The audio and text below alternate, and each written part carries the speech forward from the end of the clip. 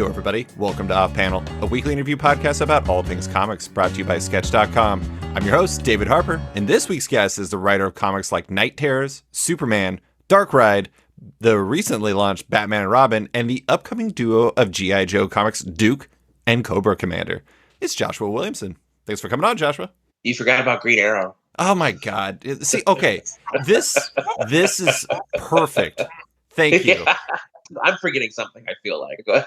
Well, that actually ties in perfectly into one of the things I wanted to bring up to start with, which is that as I was putting your intro together, it stood out to me that you have a lot going on to the point where I completely forgot another title. I also want to note that you do not have Green Arrow on any of your social media bios. Oh, I don't? Okay, I gotta change that. So, not the only one who forgot it, but has this been an unusually busy stretch for you? Or is it one of those times where you're not actually as busy, it seems, because, Night Terrors is done and maybe Duke and Cobra Commander are already scripted? What's your workload like right now? Oh, I'm dying. I'm drowning. Being super honest about it. Yeah, I'm definitely doing more now. But this is how it's been for the last 3 years. I remember when the pandemic started in 2020 and our entire industry was going through a massive upheaval. I remember being worried, like, oh, I'm not going to have work, which I think most of the comics were. And then suddenly my workload tripled, which I think is true of like everybody in comics. But yeah, I'm definitely doing a bit more now. Duke and Cobra are actually, I'll say, surprisingly easy. Those outlines were written a while ago. And so those are actually really, really fun and easy. But I recognize I'm doing a lot. Like, I'm definitely writing more than I have been probably ever. Like, it's definitely a nonstop ride. The thing that's weird about it is, and this is no way I complain at all, because I recognize how lucky I am. I'm in a position where it's like I can kind of almost do not anything I want, obviously, like there's parameters, but it's like I'm in a position where it's like, like Green Arrow was a book I've been wanting to do for like 20 years, and it always got rejected or they said no. And it got to a point where like, we'll do a Green Arrow book, but only if you write it. Because I kept trying to get them to make that book. I kept telling them like, hey, we need a Green Arrow book. We need a Green Arrow book. It's been time. Like, enough time has passed. So it's like, how do I say no?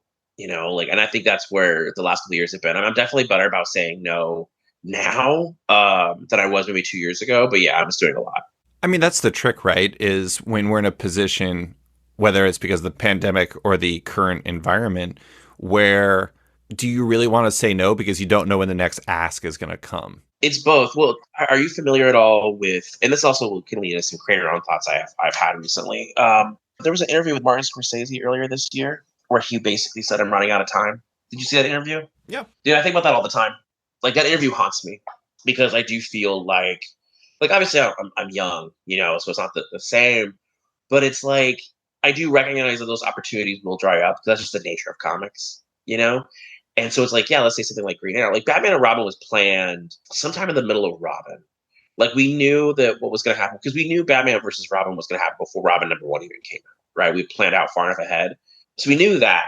And then Superman was one that came about before Dark Crisis. So at one point, I thought those were going to be my two books, were those two at DC. And then it came around the Green Arrow thing. And yeah, it was just a matter of like, when am I going to have these opportunities again that I have right now? And so I just, dive at them and take them and just get through, just grind and do the work, But at the same time, I'm still having fun, Like, it is definitely a lot of work, but it's like, there are times where I'm writing scenes for Green Arrow or Batman Robin or Superman, and I'm having a lot of fun with them. Like, I'm writing an issue of Superman that doesn't come out until April of next year right now. So even with that, I am writing ahead in a lot of ways. And it's just a moment with Lois that's just really fun. And it's like stuff like that where I'm able to find these places of fun, but it is just a grind. I know it's not going to last forever too. Like, I definitely don't think, with Flash, I had this big story I wanted to do, and I had this thing I wanted to say about Barry Allen. And so once I did that, ever since then, I have kind of a short attention span when it comes to the books. Like, I'll never do anything like that again. I don't see myself ever staying on a book longer than maybe 30 or 40 issues ever again. I just don't think I have that in me, but yeah. Is there a level of busy that feels best to you, like a number of scripting projects, maybe projects being developed that just feels right? Or does it really just depend on the mix in the moment? Because I don't know, it just kind of feels like, I don't know if this is maxing out, but it kind of feels like you probably got to be close to it, right? Oh yeah, I'm definitely close. I'm pretty much there. I feel like for me, one script a week is basically like the goal, right? Like one script a week is basically where I'd like to be. Does the work start to suffer if you go any more than that? Oh yeah, for sure. In a perfect world, what I would do is something similar to like, I'm not sure if you ever talked to Tom King about this. Sometimes Tom King will do this thing where basically the way his projects break up, where he'll write like 4 issues of a book in a row. Like for a whole month, he'll just write that book. So it's like 4 issues of just that book. That is what I wish I could do. I think at some point that's the kind of schedule I'll eventually get around to at some point because I prefer it. Like even with Superman, the first 3 issues were written back to back, and the Form 5 were written back to back, like within 2 weeks. That's the kind of thing I wish I could do. But in a perfect world, I think having 3 books a month would probably be like, this is the dream, But I feel like a book a week, like writing one script a week, is probably the best version of that for me. But I've definitely been doing more than that this last year. Like I've definitely been writing more than a book a week, probably at least the last year. The last year, I've definitely been doing more than that. But for the most part, it's really fun to do.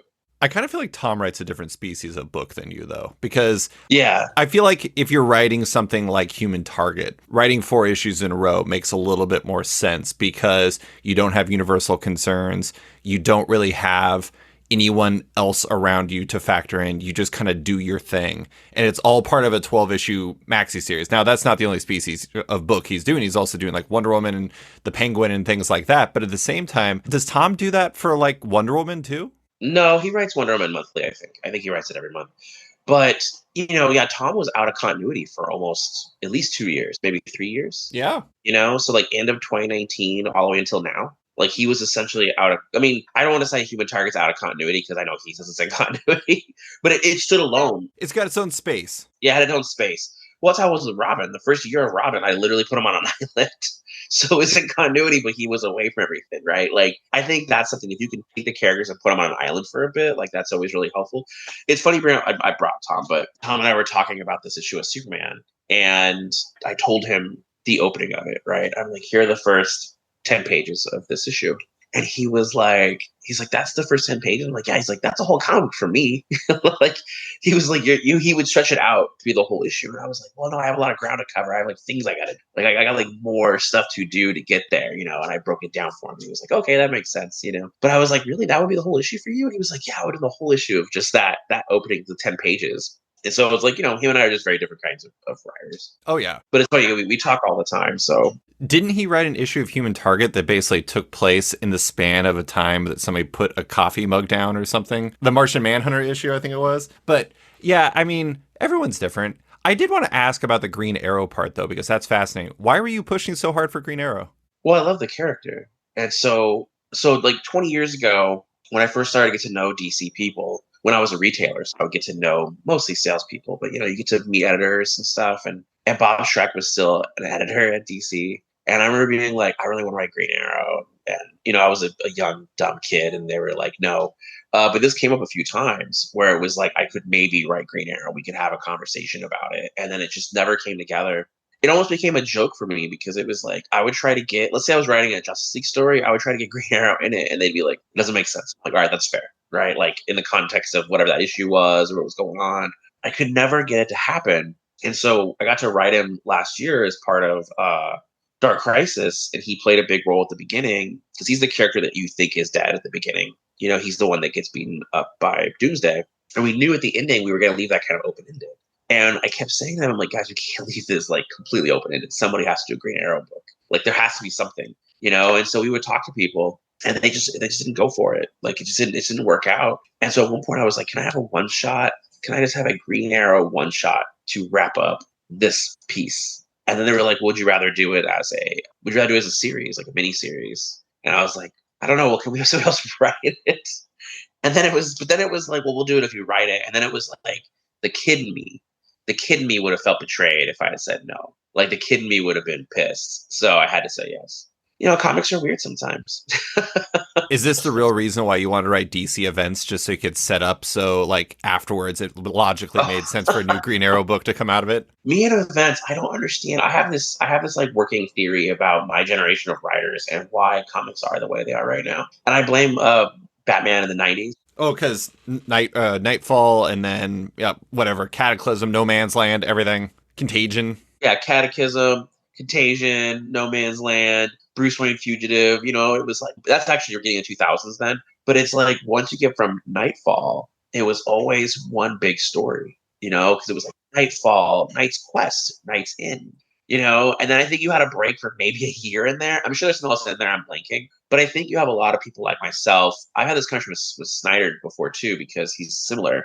Because you could tell when he was writing Batman, where every arc of Batman was like almost a standalone event, like it was a thing, And that's how I wrote Flash. And it's interesting when I talk to the writers, and it's like you could tell some of the writers who came up in that era of Batman, like reading Batman, that's how our brains work, where our brain thinks in terms of events, right? Like we create these things in comics, yeah, I think like Marvel and DC, we definitely have this thing where there has to be like multiple events a year. I almost wish we could cut it down to just one.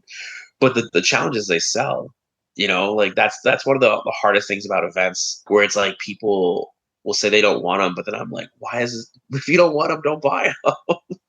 But I like them. I guess I was also a kid who really liked events when I was a kid, like summer events, annual events, all the gimmicky stuff. I loved all that stuff. So now as an adult, I have like mixed feelings on it at this point, but I still enjoy them. Like, it depends on what people are doing. I'm like, I still check them out. I'm still curious about other people's like event math, I guess, like the logic of it, like why certain people do events a certain way and how they're able to, because it's such a different kind of comic book. You look at something like All-Star Superman, where it's like, here's just this standalone, beautiful comic for 12 issues. And then you have an event that is a part of this. It has to be a part of all these other pieces. It's just a different math, but I enjoy that. I enjoy trying to figure out those pieces when I'm working on events. That's probably why I've done so many of them at this point. I say this, knock on wood, I think I'm done with events. That's what you qualify as an event. Right. I do think it's fascinating, though, because I think there's a difference between the ones in the 90s with Batman versus a lot of the ones today, not just DC, but Marvel also.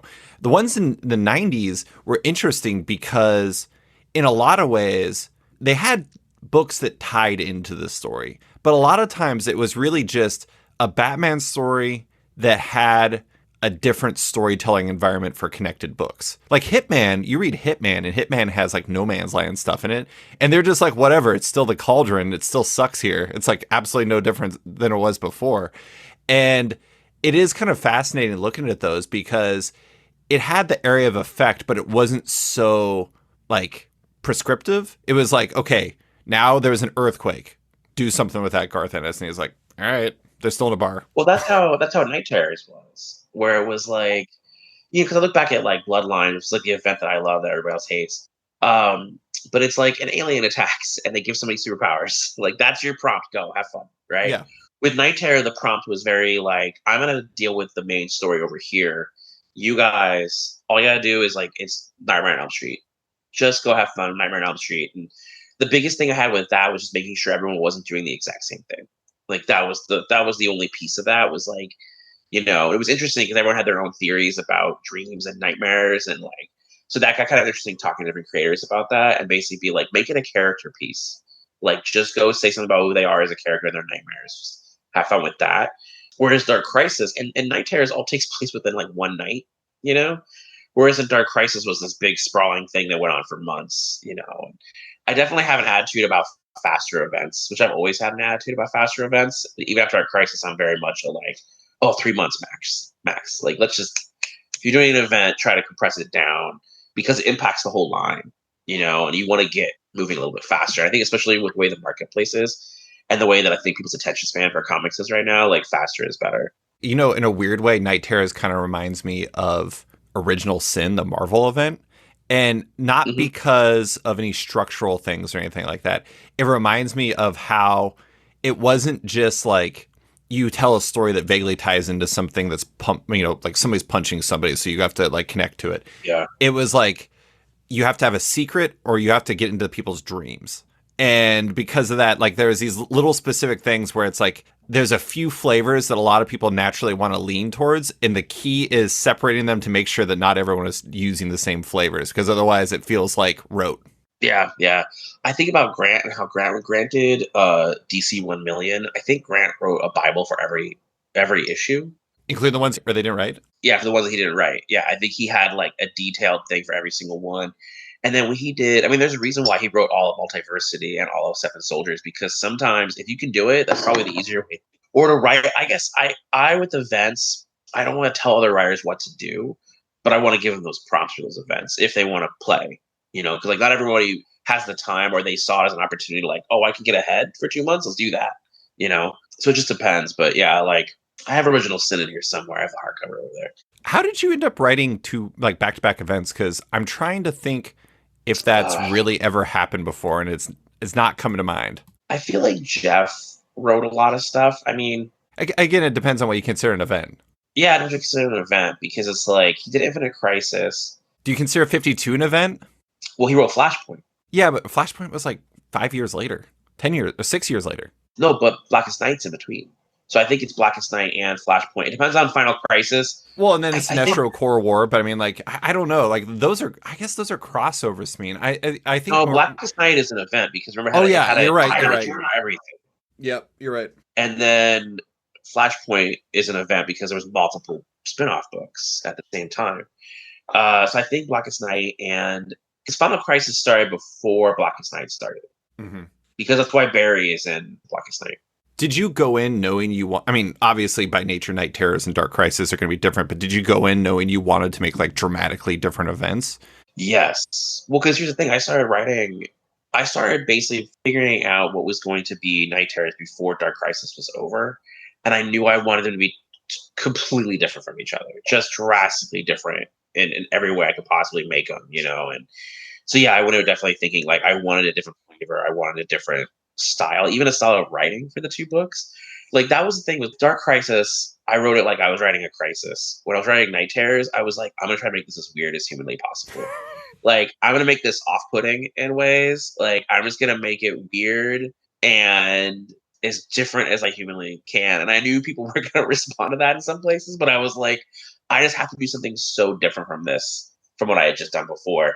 But I've worked on so many events for DC because I was a consultant for metal and death metal. And it's like I've worked on so much that, DC came to me and Ben Abernathy last year and they asked us to come up with something for this summer, something that we could have the 2-month break. Like they came to us and they asked about it. And I was like, well, I just know I don't want it to be alternate reality or nothing with the multiverse. But the directive was, well, it has to be something that can, for lack of a better phrase, like age of apocalypse it, like create a situation where they could go someplace or have different versions of the characters, kind of thing. And I was just driving to meet Ben. We could not figure it out. And I was driving to meet with Ben. And I originally had a completely different idea in mind earlier in the year, like way earlier in the year, because part of this was about what are we doing after Dark Crisis? So planning post Dark Crisis and planning out Dawn of DC, planning out the stuff that, Tom Taylor's doing this winter with Beast World and the stuff we were doing next year. Like we were really planning out like post Dark Crisis. We were planning out like a 2-year thing. But this was like there was a gap in the middle. And that was this. And so I was driving to go meet with Ben and I was like, oh, Nightmares, we do Nightmares. And it felt like, oh, that's actually an easy prompt for us to go with. So it's not going to completely break anything. And it's like, oh, we can all have it take place in one night. That way it's not derailing everything too much. People can connect if they want to. Like it allowed us to make it more open for the creative teams than like, nope, this is what you're doing for 2 months and you have to do these things. It made it a little more loose and free so we could have fun. Were you writing Dark Crisis when you were kind of conceptualizing this, or were you already done with it? No, I was still writing it. Like I basically all I had to do. The only thing I had left was the last issue. I had issue 7 left. That's the funny thing I think about this, because earlier I mentioned your maximum workload. It's like how many you can script, but also how many you can develop. Because that's the thing that I think a lot of people kind of sleep on is like, it's not like the work stops because you got a script out. Even if you have one script per week, that also might mean you're conceptualizing the next event, or you're trying to come up with your next book you're going to do at X, Y, or Z. And so because of that, there's all these things that are kind of stacking on top of each other. I don't know. It's fascinating that you were writing an event while conceptualizing an event at the same time. Oh, dude. Yeah, that's actually the number one. When we talk about so it's not just about the time I spend at the computer, right? Like, I actually don't like typing. Yeah, I don't craft story, which sounds pretentious, but it's not like I don't figure out while I'm typing. I figure out on whiteboards. I figure out on notebooks. I have a giant whiteboard in here. I figure it out there. I go for a walk and I get it going in here. And then once I know it, once I have it, then I start typing. So yeah, trying to, because even right now we're having conversations about next year and the year after that right now. And I've had to kind of take a step back on some of those conversations because I'm like, I have to finish what's in front of me right now. I have to at least get some of this stuff done right now. And it's like I'm still involved and I'm still having, I'm giving notes and having conversations with people. But I definitely this summer had to have a little bit of a like, I have to take a step back on some of this stuff because of what you're saying. It's like to get my head around it. The problem is this, like I was talking about this with another creator and we were talking about plans for next year. I had an idea for something for next year. And so the other creator, they had all these ideas for next year. And I got kind of quiet while we were talking. And the creator was like, oh, you don't like it. Like, you don't like the idea I just pitched. And I was like, oh no, I really like it. But now the gears are going, now I'm thinking about it. And when I get there, start thinking about it, then I get quiet because I'm like, now I'm figuring out how does it work? Like, how does it work? What are the things? What are the pieces? Now I'm actually mapping it out. And in that conversation, we talk about like a year's worth of story for something, So it's like, it's all about the headspace, but it's hard because that meme of like the guy walking down the street and the girl walks by. Yeah. It's like a famous meme, obviously, right? Yeah. I feel like that's how I am with work sometimes, where I'm like walking with the script that's due this week, and then somebody walks by me, and it's like the idea for like 2 years from now, and I'm like, I want to go work on that for a little bit. Oh yeah. I want to go play with that. Like that's where, because even creator owned is like that sometimes, because it's like even with this is the thing, it's crazy. When we talk about the workload I have right now, we're not even talking about what I'm working on that hasn't been announced. Yeah. Like I have other DC books that haven't been announced. I have like creator owned books I've been working on for years and I'm putting together, and like there are times where like I'll have a window and I'm like, I'm just gonna work on that creator owned book for the rest of the day, or but it is about that headspace. Like I recognize that sometimes it's like whatever I'm doing that day is the thing I'm doing that day. Like I usually don't change gears. One of the most dangerous things I can do is turn a script in at like 10 a.m. in the morning because my brain is like, we're done for the day. It's almost like, what do I do now with myself? It's like all this other stuff I have to do. All right, I guess I'm going to get to work on something else now, So I had my own version of this recently. I'm pretty sure I'm going to have revealed this by then. So I hope I have. Otherwise, I'm spoiling my own thing. But I'm doing a zine for New York Comic Con that's like all new stuff. And it's really fun. And I've been working on it for a couple months. And the funny thing about it, though, is like the danger of having that fun project you really want to develop. It kind of makes you not want to do your current stuff. And so trying to resist the fun thing because you have to do your other things is like a very delicate balance. I did okay at it. I don't know if I did the best at it, but it's just kind of the nature of it. But I want to go a different direction because I want to talk about your project mix because I find it really fascinating right now. Yeah. You already kind of shot holes through my prevailing Joshua Williamson fan theory that I got going on. What's that? Here it is. You know a lot about the market. You know a lot about like what's going on and his health and everything. And one of the things I think is interesting when I look at your workload is it's all for hire or Skybound's flavor of originals that comes with a page rate, at least from what we know of. Like you mentioned, there's some creator owned stuff. So you're already shooting holes into this theory. It feels pretty safe. It feels very stable. You can make magic with these opportunities, but I'm curious, are you aiming for stability in the moment given the uncertainty in the market, or is that not really a factor in your thinking? It's not really a factor. I think the biggest mistake I made over the last, let's say 7 years is I wish I had more creator owned. Like regardless of where the market is and stuff, I wish I had more creator owned. It is literally about time. It's not about stability or anything like that. It's about time. I'm exclusive to DC still. So that's a factor as well with all this stuff, No, it's just a matter of time, like, and putting it together and making sure it's strong. Like, that's really where my head is. But it's like, I wish I had like 4 more nail biters, like that kind of creator owned book, that I regret not having those kinds of things, but it's not any kind of like stability or anything like that. Like, because I came up in that world, like that's where I was doing stuff originally. It was mostly creator owned. Like, I would always have like a work for hire job at the same time, So it was like when I was doing a bit more creator owned stuff, I would have like, oh well, here's Captain Midnight. Like I would always do something else. And even when I had Flash, I was still doing a couple other little things. When the pandemic hit back in 2020, I had originally had a slate of creator owned books I was going to do. But what happened was I renewed my DC contract. Like this is the only piece of stability was back in 2020. It was like, oh, we're going to renew you at a moment where I was like, and other creators probably feel the same way, where it was like, I'm not sure if I'm going to have work. We don't know what's going to happen. Right. The other thing that happened was almost every single artist I was working with basically got offered jobs that were better paying in that moment. in 2020. So there's actually 3 pieces in 2020. And I was like, they would ask me about it. I'm like, you have to go do that. Like, that is stability for you. You have to. I'm not going to tell you, like, come here and take a risk with me as we're going into the pandemic. I'm like, no, go do that graphic novel. Go take that series on, right? That slowed everything down. The third thing was some of the projects I had were maybe, I don't want to say they're too dark, but they had darkness in them. And I remember there was a book I've been working on forever, and I basically put it on pause. And I remember thinking, like, this is too close. Like, it feels like it would have been too much during the pandemic. And I got really frustrated with myself because I remember when James sent me the script for Nice House on the Lake, Yeah. like early on, he sent it to me. And I remember I was reading it and I was just like, fuck, like I shouldn't have paused. Because I was in that moment.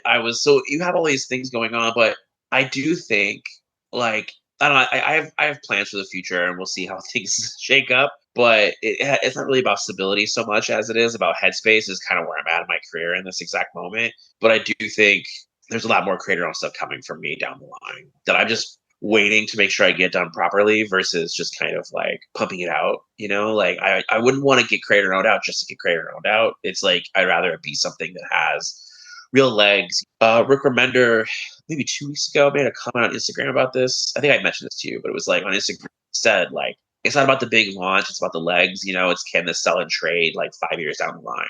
And that's the thing with Nailbiter. Like, even with Nailbiter, we did a compendium recently and we had to reprint volume 1 at the same time.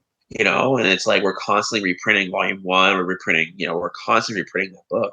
So it's like I wish I had a few more of those, but it's like the thing about Nailbiter was that I think we really put a lot of, I don't know, we put a lot of thought into that book and how we promoted it in the beginning, how we got it out there in the beginning. And so that's with that book in particular. I want to make sure that I do the same kind of thing with the next creator owned books that I do.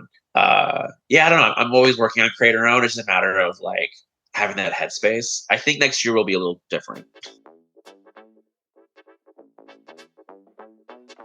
And now, a quick word from one of our sponsors. Do you wish that buying and reading digital comics was even easier? Well, I have good news. Omnibus is here for you. Omnibus is a modern digital comic book store and reader app carrying your favorite single issues, volumes, and omnibuses all day and date. They're pay per book, just like your LCS, but digital, so you're already used to the experience. Their focus is on building an excellent customer shopping and reading experience and using novel discovery features to help fans find their next new favorite book. They feature top-tier content and already have many of the top publishers in comics today on board. Want to find the right digital comic shop for you? Download Omnibus today on the Apple App Store to do just that. And now, back to the show. I do think it's funny. You brought up James, and he is kind of a fascinating alternate. He is like the fork in the road for you in some ways, in that like the other path you didn't take, where he leaned pure creator owned and was going with a lot of dark ideas. And the fascinating thing is and I can't speak to how much like, Alvaro Martinez Bueno or like Fernando Blanco or Martin Simmons are making on those books, but I imagine it is not a tiny sum of money. I imagine they're doing fairly well for themselves.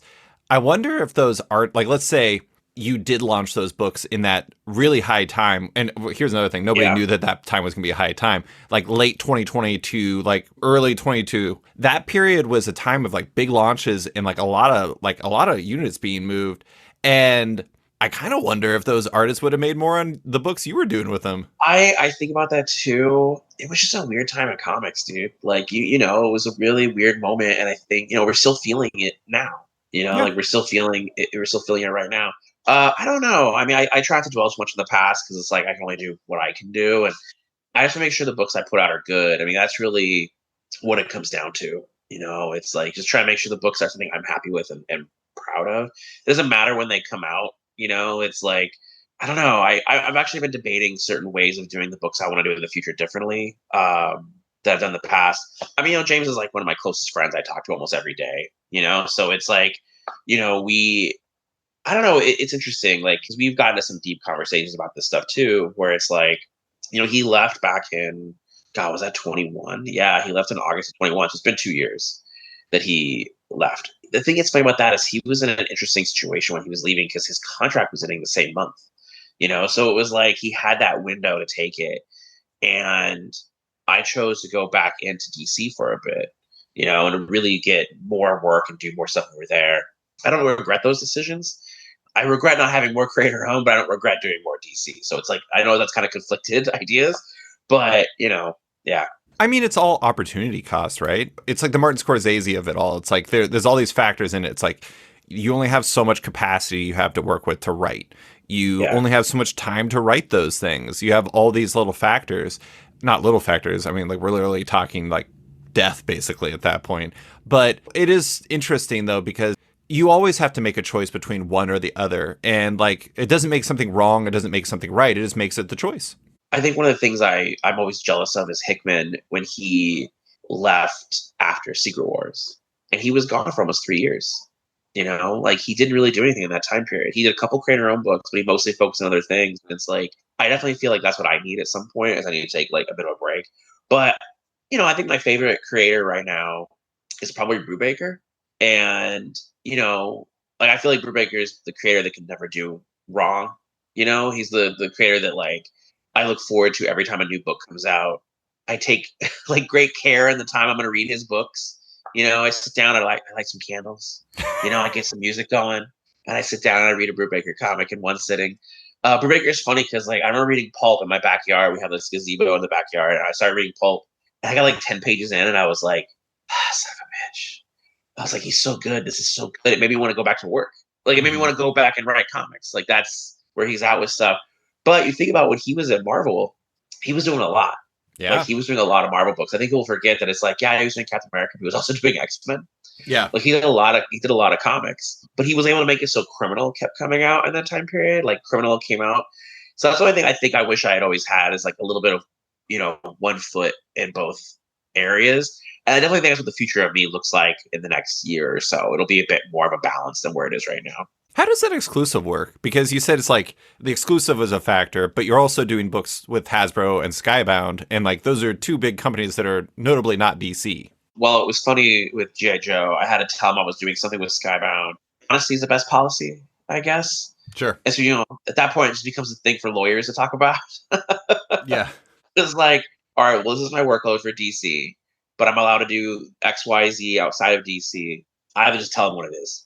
That's all. It's written into the deal. So Skybound, I have a really good relationship with them, so it's like that's where that is over there. And then working on G.I. Joe and Transformers, or just G.I. Joe, excuse me. But as part of the whole Energon Universe, I had to just tell DC that's what I was doing. It was funny because I had an NDA, so I couldn't tell them exactly what it was, but I could tell them a little bit in the deal. But then when it came time, I had to actually tell them what it was. It was funny. Oh my God, this reminds me of when, I don't know if you read my piece I did several years ago about the DC versus Marvel crossover in the 90s, but Jim Ballant told me this story about how he was drawing Catwoman at the time, and he was being hired to draw a card of a character that he'd never heard of. And they're like, it was for this character named Dark Claw, and he'd never heard of this character. And so they were like, okay, well, when we get the design, we will make sure to get it to you so you can draw this card. And he was like, okay, yeah, that sounds great. And he kept going back and forth between like his DC editors, like, oh, we got something coming for you, blah, blah, blah. And he goes back to the cards people, and they're like, oh my God, like, we still don't have anything for you. He's like, how am I going to get this job done? There's no design. I'm waiting on this designer. And then DC finally comes to him and says, all right, we have this big thing going. DC and Marvel are going to cross over, and we're going to make new characters that merge the characters together. We want you to design this character named Dark Claw. And so the entire time he was waiting on himself to design Dark Claw so he could draw the card. Crazy. Yeah. Anyways, that's comics, man. That's comics right there. Comics is a whole blast, dude. It's really funny. Like, yeah, it's all the little things we have to do to make books. So you have, all right, I'm going to try this again. I'm going to go off memory, so I'm probably going to fail. Right now, No More Night Terrors is done. You have Superman, Green Arrow, Batman and Robin, Duke, Cobra Commander, Dark Ride, unknown other things happening on the side. Yeah. Is there a flavor of project you're aiming for right now, or is it just more about a mix of interest and opportunity? It's a mix of interest and opportunity, but it is a bit more about like, am I going to be obsessed with it? Am I going to obsess over this? And am I going to have fun? And am I going to try to like make sure everyone else is reading and have fun? I think that's kind of where my head is with it. Because even with G.I. Joe, that was something that Skybound had brought up to me years ago, like a very long time ago. They were like, oh, this might be an option. And we kept talking about it, but I wasn't sure. And then I was like, oh, to reinvent that franchise from the bottom would be really interesting. And so that was the thing where it was like, I guess what I look for is, do I obsess over it? Like when something is brought to me, do I start writing in my notebook and ideas start flowing? That's really where I'm at with it. Like in terms of tone or flavor, I don't know. I think things will be. I always lean a little bit like dark humor. And that's where I think some of my books can be sometimes. But yeah, I guess it's just a matter of do I obsess over it. This was before, even before I was at DC. I never had like a genre I stuck to. It wasn't like, oh, here's horror. That's all I'm doing. It was like I had a variety of different kinds of books I was doing. Even my really early Image stuff where I was doing like Johnny Monsters, like all age adventure, and then Dear Dracula is a kid's book. And then I was doing this book called Overlook, and that was a crime comic. Like it was just whatever I found myself most interested in that moment, I guess. But again, if I start jotting stuff down in my notebook, that's the sign of like, okay, I'm into this. It's funny. Earlier, I don't remember what you were talking about, but I was going to bring up Tom King again because Tom came on this podcast and said one of the most controversial statements in the history of Off Panel, at least in the eyes of other writers, in that he said, I believe, basically, if he comes up with an idea and he's not like at a place where he can write it down, if he doesn't remember it, he doesn't write it down immediately. If he doesn't remember it later, it wasn't worth doing anything with. And if it was worth remembering, he knows it's something worthwhile. That's kind of the variation on yours, like your thing of just like, this if is I sit Tom down, and I wrong. yeah. I mean, you both, it's like if you're immediately moved to either remember it or start writing in your notebook, if you're like, all right, you help us relaunch this do this Energon Universe with Duke and Cobra Commander. If doing something like that is enough to get the wheels turning and get you start thinking like that, then it's time to really, like, this is a project worth doing. Yeah, so even with that, whenever I have an idea, whether it's a quick little concept or like even if it's a scene, I'll usually write it down in a notebook.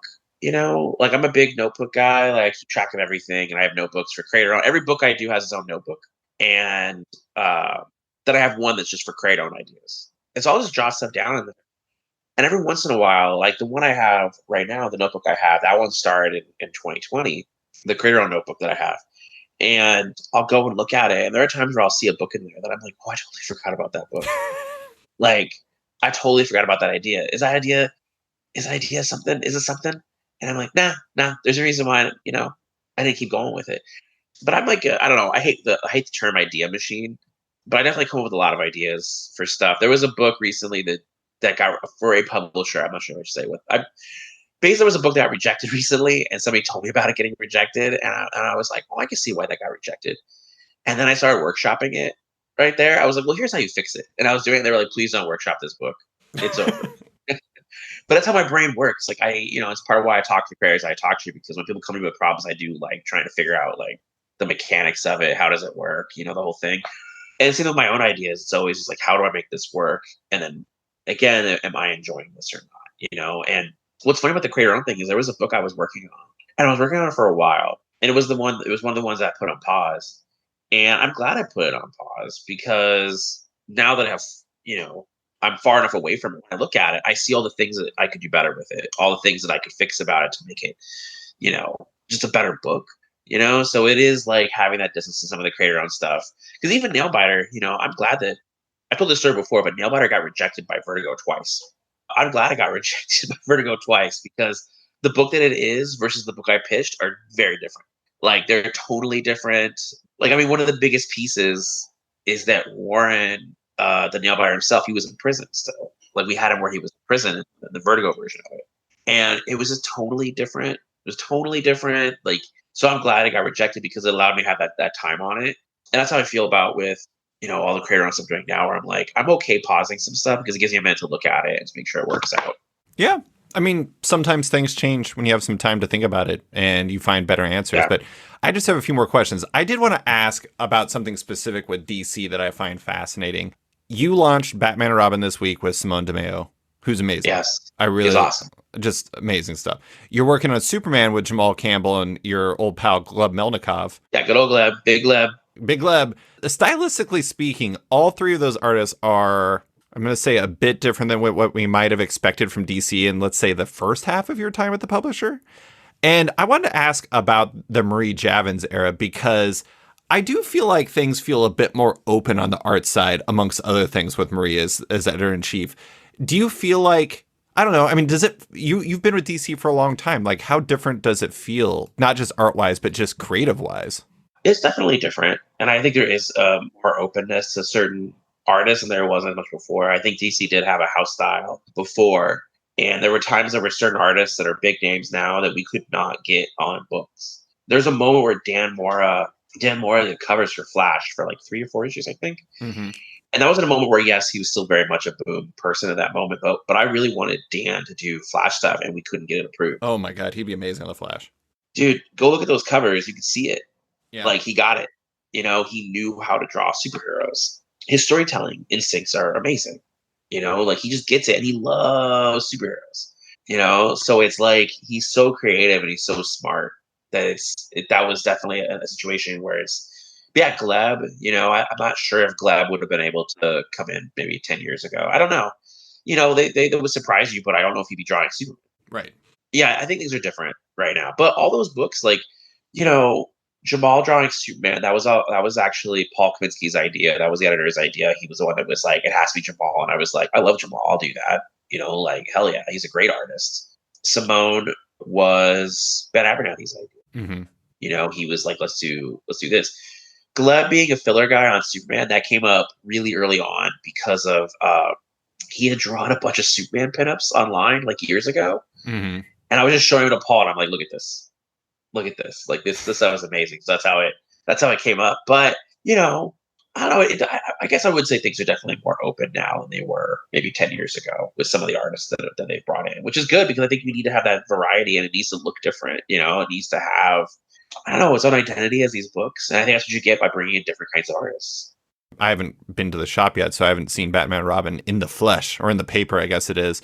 But I was seeing some pages that Simone was doing, and it was just like unbelievable stuff. There's this one where basically Damian's recent history was in like a kind of like an outline of his like cape and everything like that. And it looked so cool. The thing about it is you have people, I was just talking to Oliver Sava on the podcast about this, and it's just interesting to see how people like Dan and like Jorge and Simone and others have been kind of elevated kind of since Marie came on. And it's just, I don't know, it's really fascinating to think about that. But I did want to ask about one thing in specific with Batman and Robin and Superman that I think is interesting. Superman is, depending on how you consider Action Comics, either like the 1 or like the 1A to the 1B of Action Comics for Superman books. Batman and Robin is probably like the 3? Like to behind Batman and Detective Comics? Oh, Detective? Yeah. I mean, not that they're like, I don't know if that's how it's looked internally, but it's just, there's like a kind of hierarchy to these characters' books when they have so many titles. Yeah. Does that materially change what you're able to do in those books, knowing that one is the headliner and the other one isn't? Yeah, with Superman, internally, they view Superman as the A book. And so everything kind of has to drive through that. So it was like, I had to talk to Philip a lot about what we were doing in the book this last year, right? Like, I had to be very forthcoming of like, here are all my plans for the first year of the book, because I had already mapped a lot of stuff out before he had started writing the super family stuff that he's been doing in the book. So I had to give him everything up front of like, this is what's happening with Lex. This is the Lex piece. Here's the super core piece. Here's all this stuff for you. So I had to feed it to him. And then we just talk and text each other. With Batman and Robin, it was me just being like a silent partner in the Zooms and just listening to what Rom and Chip were talking about, to be like, okay, I'm not messing with them. That's it. It was just like making sure that what I'm doing is not messing with what they're doing. And, Rom is doing a detective is so in its own world in a way. So it's like, okay, that's easy to not mess with. With Batman, because Batman is the book, right? Like, that is the A book without argument, like that is the book for DC. I had to be a bit more careful with that one. I had to really like, talk to Chip, let Chip know what I was doing, talk editorial, and just be like, okay, this book is Batman and Robin takes place between the raindrops. That's how I see it. It's like, it's his time with Damian between the raindrops of stuff happening in the Batman book. I actually see it as more of a Bruce and Damian book. There's a lot of issues where they're not going to be they'll be in costume, but it'll be like 3-page opener in costume, defeat villain, and then not in costume for the rest of the issue kind of thing until, we're in costume at the ending.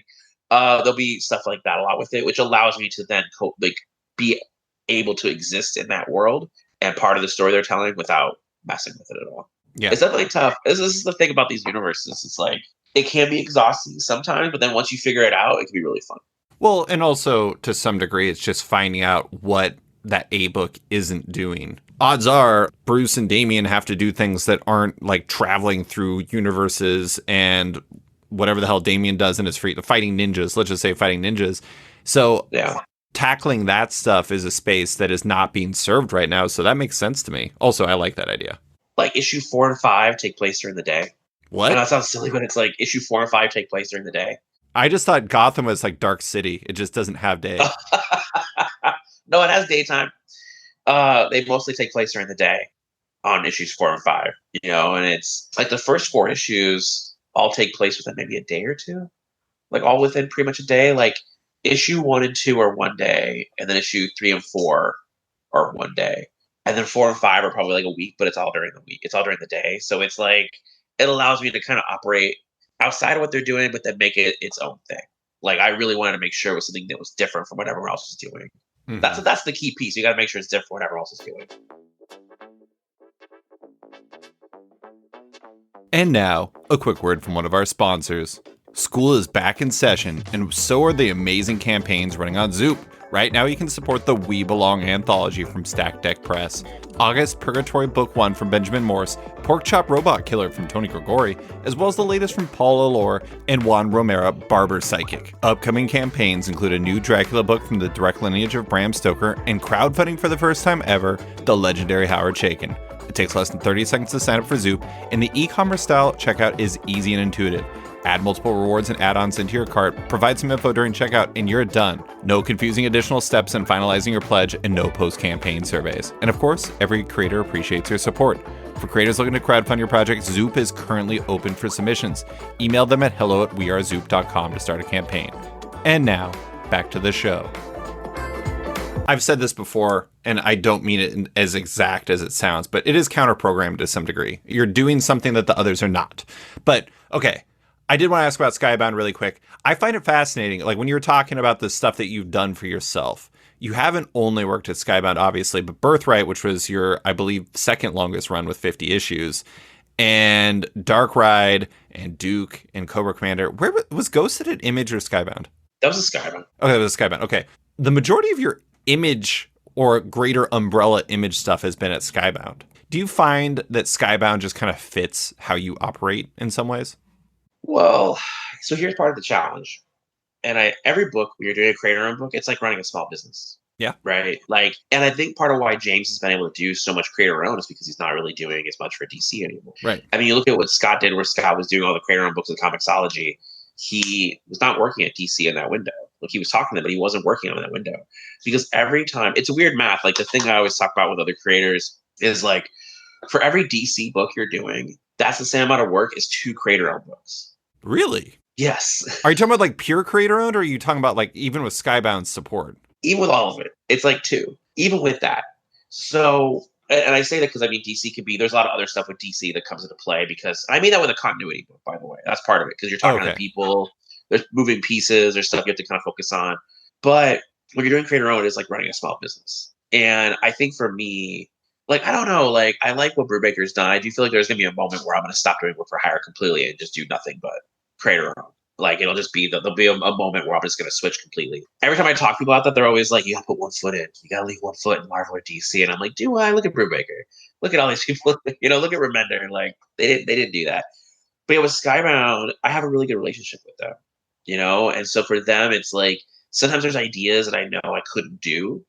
So that's part of it. So the reason why I did Dark Ride as Skybound was because I know my workload was like a DC. And I wanted to do that book really bad. I've been wanting to do it for a long time. I wanted to do it with Andre. Andre has a really good relationship with Skybound as well. So for them with that one, it was just a matter of like, I have the time to write this. I don't have time to run it. Does that make sense? Because that's how it is when you're doing a creator-owned book. You're writing it and you're running it. And I didn't have time to do both. I could write it. I couldn't run it. And so that's why I went with them on that one. But with Nailbiter, that was all run purely by me. And I think all the creator-owned books I've been coming up with the last couple of years, I recognize my own limitations and knowing that I need help on the running it side of things. And so, you look at James and he has like, Greg Lockhart and Steve Fox and stuff like that. Like he works with them. That's the thing that I'm slowly putting together. It's just an ability to run my creator-owned books outside of having, a Skybound. Yeah, I mean, it's the opportunity cost once again. Time is honestly the biggest crunch for anybody who does anything creative. It's like, how are you going to develop all these creator-owned books at the same time as writing Batman and Robin, Superman, and Green Arrow, plus like being part of the larger DC mechanism? As you and I've discussed a few times, like I feel like there's a couple forks in the road coming for me. At one point I thought it was one, now I feel like it's like two or three. And so I'm like, I have to make a decision at some point, and I know I'll probably make it within the next year and a half. But I don't know, we'll see which direction I head into, you know. I don't want to go too far into the Energon Universe stuff, but I did want to say one thing about your G.I. Joe books. I know you also can't really say anything about it because it's kind of like a cascading effect from Void Rivals then to Transformers. It is, yeah, I don't want to mess up anything Daniel's doing. No, it's totally understandable. But one thing is that Duke book is going to look amazing. Tom Riley and Jordy Belair, unbelievable. Listen, it is crazy. We're going to reveal art from it soon. I have been hungry to show people stuff, and they're like, we gotta wait. Like, they have a whole rollout plan. You know, Robert has a whole plan of how these things, you go from Void Rivals to Transformers to G.I. Joe, and it's like this cascading effect thing. And so they've been really on top of this. But dude, Tom's art, yeah, with Jordy, it just looks amazing. Like he goes for it in places that I don't know. It's really cool. It's really cool. I mean, you and I have talked about Tom before. Like, I think Tom is one of the most underrated artists, and like Jordy is amazing. And the two of them together, we've seen plenty of evidence that they're incredible together, including recently on Night Terror's Superman. It's just that casting. I'm not a G.I. Joe guy. I'm not gonna lie. I'm more a fan of the E-Bombs world, like weird, like G.I. Joe, like fake skits they created in like the early 2000s. I love those, but that is enough to hook me on that. But the other thing I want to mention, and this is something that ties into, you know, kind of what you're talking about with Robert and the cascading effect. The Transformers part and its fit with Void Rivals is pretty obvious. Like Jetfire is in the first issue of Void Rivals. Whoa, there's a Transformer there. So pretty obvious. How Transformers and G.I. Joe characters could connect feels equally obvious. It is very difficult for me to see a path to Void Rivals and G.I. Joe connecting, but maybe it's not about that, or you're just better at this than me.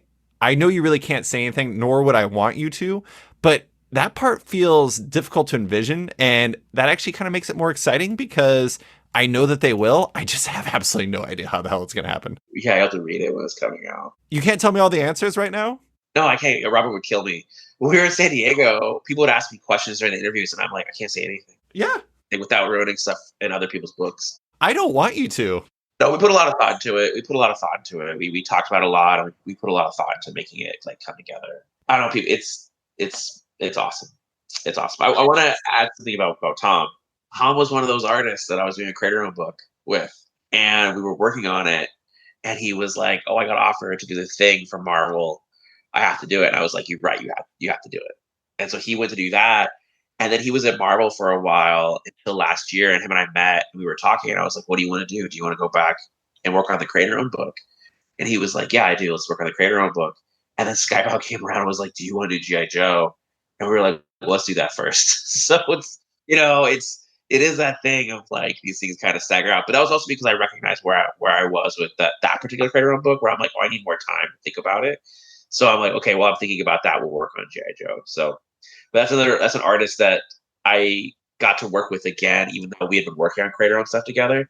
And then he went to go work at Marvel for a few years in between. So the other nice thing about that too, though, is like if you keep developing that creator-owned book, then you're coming off the heels of a G.I. Joe relaunch, and you're getting that Hasbro connection. And next thing you know, maybe some of those Hasbro fans are like, I'm going to check out, I don't know, I was going to come up with a fake title. I got nothing. Your new book with Tom.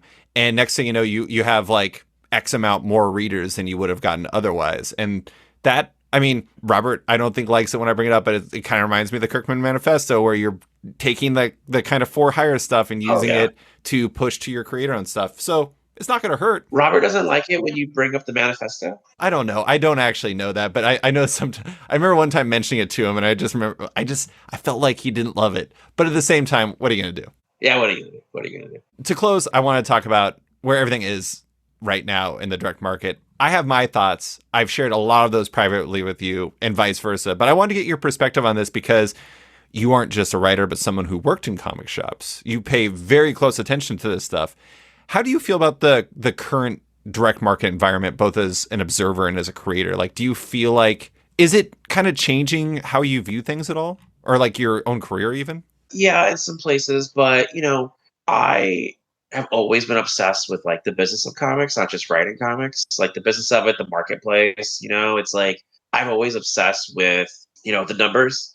And I've always been obsessed with trying to figure out where things are and the patterns we're in. It definitely changes my point of view on some things, but I almost have like a Zen attitude about it in some ways. Like the most I can do, I don't know, I don't want to be the change you want in the world, but I almost feel like that's the only answer at this point. Like everyone's trying to figure out how to save comics right now. And I'm like, listen, I know we all love superheroes a lot. We all probably have some kind of savior complex inside us. We just have to make good books and get them in front of people. And, I've been thinking about this a lot lately where I feel like we're reliving 2010. And this is why I say this. So it's like 2008. 2008, we have the recession, but we're also coming off a high in comics. Like literally the rest of the world is going through this awful recession. And then it's like, here's Secret Invasion, here's Final Crisis, here's Blackest Night, right? Here is this moment in time where it's like comic shops were selling books and there were big books coming out, right? And then you get around to 2010 and there's this thing. So I might have said this to you before, but August of 2010 is an important month because it's the first time that no book sold over 100,000. Yeah. But here's the thing, if you go back and look at those numbers, and there are a lot of books that are selling over 100 right now, so they're not one-to-one in terms of comparison. But I'm just reminded of kind of the burnout.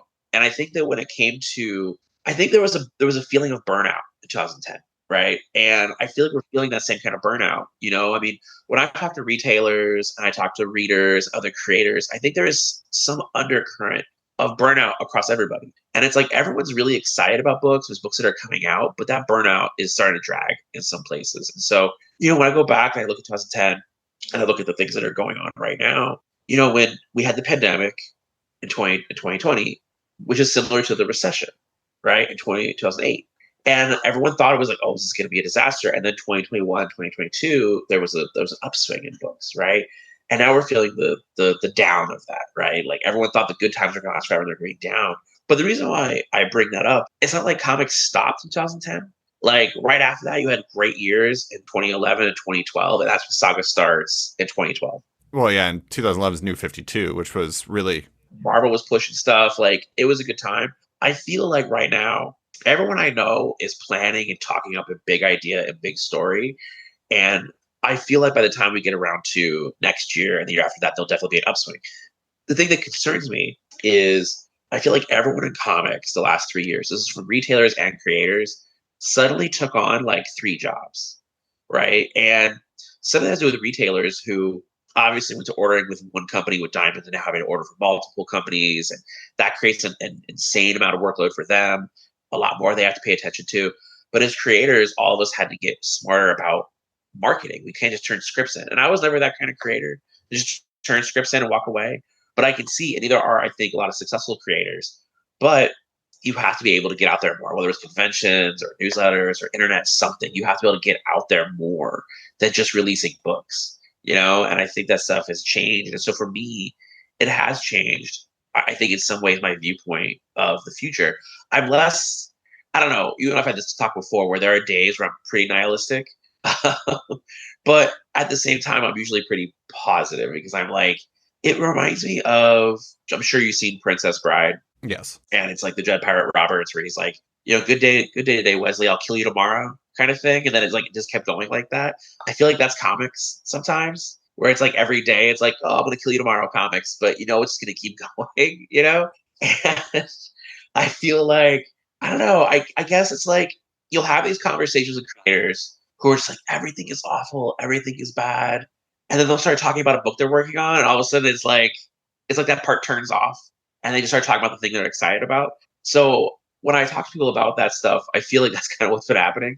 But for me, in terms of changing my plans, I don't know. I guess I have a bit more of a Zen attitude where I'm like, all I can do is try to make books and get them in front of people, and communicate with retailers, communicate with the readership, and just try to find ways to get them in front of people. That's the most, I can't control everything else, I think that's a healthy view. I have another comparison for the Princess Bride thing, though. They always say that superhero comics are stuck in the second act. I feel like the comic industry is stuck in the second act. It's always like when things start going bad, but everyone's like, is it going to be the end? But the problem is we never get the total return or the downturn. And it's just always kind of like everyone feels a little uneasy for a while. Somebody retired recently, and I was like, good for them. Like somebody in comics actually retired recently, and I was like, hell yeah, good for them. Good for them. So I did want to make one note about where kind of things were, because you and I were talking a lot late 2022. I was talking to you and I was talking to a number of other people about kind of where things were. And I think I told you at the time that that was like the most pessimistic I'd ever been about this stuff. Oh, I told you at the beginning of this year, I was crazy pessimistic about Yeah. everything. I'm not going to say I feel better, but I don't feel as pessimistic. And here's one of the things I think is interesting about all this is I think things were going this direction in 2019.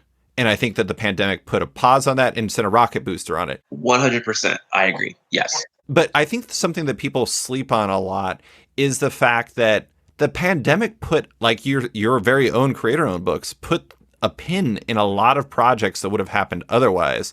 And some of them we still haven't seen. Like some of the stuff that like you're developing or other creators were developing just haven't been there yet because you went another direction and we're waiting to find that other solution.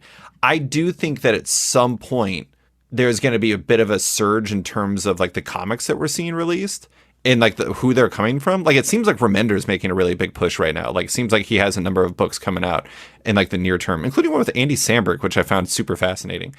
I'm not saying that it's going to be all roses in like 6 months, but if there is a certain cyclical nature to comics, if you told me that 2024 will see a lot of big projects coming out that kind of seem unexpected, but were really rooted in like 2020, I wouldn't be surprised. Yeah. Okay. So here's the thing. Like, I think that I'm going to rewind it a little bit. I told you the story before. Like, I started working at a comic store in 1995. Right before Marvel went bankrupt. So here's the thing. I was just a kid working at the comic store. I was like the annoying kid that would come in every Saturday until they gave me a job. Right. So I was a kid. I was only like 14 years old. And they were like, here, you're going to work here. I remember the day that Marvel filed for bankruptcy, and the owner and all the customers that were like the Wednesday Warriors that were in the store that night on Wednesday were freaking out. And I remember being like, am I out of a job? Like me being at the comic book store. Again, I was young, but I was like, am I out of a job? Does that mean that you're closing because of this? And the owner was like, I don't know yet. But it was, dude, that was one of the most the sky is falling conversations I ever had in comics. And then you look at what came out of that time period is the Marvel we have today, right? It's like, even you go back and look at like the late 90s into 2000s, it's like comic books. What I find really fascinating about comics and comic creators is comics as an industry is not, this is how I guess I see it. It's not an industry that's always dying. It's an industry that's always surviving. And with that, whereas the industry is always surviving, you have creators that when they feel challenged, they go into battle mode. And so that's what I think right now, all these conversations everyone's having about fear and worry, you're getting this, we're going to have an upswing where everyone's going to be like, oh, it's like that, then I have to fight back. And so that's why I do think like next year in 2025, you're going to have a bunch of moments creators are going to come around with these books. Because that's what you look at 2010. It's like 2010 was really hard. It's a hard year in comics. Like 2010, the first half of 2011, if you look at the sales, it's a hard time. Mm-hmm. And I think the sales now are still better than they were then. But you look at the stuff that came out of that, you look at 2012 where you have Saga, and then you have books like Sex Criminals and Bitch Planet. You had this moment, Black Science and Deadly Class. Wicked Divine. Yeah, Wicked Divine, Witches. All those things came out of, I think, those frustrations from that year, that time period. And so I guess the optimistic part is that I just look at comics as it's always surviving and people are getting ready to fight. That's how I guess I look at it. That surviving not dying line is A+. I actually think that's I made that up just now. You should get into writing. You're pretty good at this stuff, man. I'm pretty impressed. But I have to say, I do think that is a very healthy perspective on this. And I do think that there is that like fighting spirit. I mean, I think that there's some mechanism stuff with the direct market that's problematic right now. I do know that to some degree that stuff is being worked on. Yeah. I don't think that we're ever going to get to a point where everyone is 100% in alignment in terms of the way that things should go. But no, that's okay because it creates competition. And like, oh, you're doing it that way, I'm gonna do it this way. Yeah, exactly. I think that really works. Yeah. I'm the thing that I'm really curious about with comics, and this is something that came out of the pandemic, and I think it's part of why we have some of the creator struggles we have right now, is how much of our industry became mail order the last 3-4 years. I did mail order back in like 2008, 2009. The thing you miss with mail order is if somebody comes in and they're like, I love Batman. I love Scott Snyder Batman. This is back in 2013, 2014. But like, I love Scott Snyder Batman. A retailer can then say, here's witches. And like, oh, you like witches? Here's Nailbiter. And it allowed that, right? That's what I think comics do. And I think we're missing that with some of the mail order stuff. It's like that you're discoverability. Missing. Yeah. Because if you're doing mail order or, because there's a comic shop nearby me, they don't know it's me. So I go in and I go with my kids and I get my kids stuff. They have no idea it's me, right? And it's interesting to kind of hear the conversations that are going on because they might not have some of those conversations if they thought it was me. But one thing I've noticed is on Wednesdays when I go in there are customers that walk in, they say their pull number, they grab their pulls, they buy their pull, and they walk out. They don't even look at the rack. And it's like, I think that discoverability is part of why some of the challenge we're having right now. And I'm curious how much I brought this up to people and I can never get a straight answer because again, it's like that would take a lot of communication among a lot of companies that don't maybe not want to communicate with each other. I really want to know how much of our industry is mail order at this point. Like that's something I would really love to find out. I don't think it's just mail order. I think the fascinating thing is in a lot of ways, this is the natural outcome of pushing everyone to pre-order everything. Because when you pre-order everything and you have your list all buttoned up, which is great, then you know that you have the books you want coming out. Why do you need to go to the racks and find something new that you would get otherwise? I walk the racks every week. Yeah. Well, that's when it comes down to retailers. But it's like, again, like retailers are already doing so much. It's like for them to every customer to be like, you're buying this, you might also like this can be definitely challenging too. Even that's part of the job. But yeah, some are very good at hand selling. Oh, no, dude, trust me. I've seen it. Like, that's how I was. Whenever people would walk in, I was big time. I would get in trouble for talking to customers too much. But I was literally talking to them about like the books to be like, you should buy this. You like this, you should buy this. Like, I love doing that. But yeah, our industry right now, I don't know. I think we all need to have a bit of a zen sort of attitude about it. Again, like the most you can do is just make good books. But I do think it's interesting. Like every creator I talk to right now, they're all planning like big books, Like everyone's planning stuff. And so I definitely feel like there'll be a moment where there'll be a lot of excitement in the next like year and a half, 2 years. I'm excited to see it, as I am with all of your stuff, Josh. But thank you. That is all I have for you. Thank you so much for coming on to talk about Night Terrors, the Energon Universe, everything you're doing. I really appreciate you taking the time. Yeah, no problem. Yeah.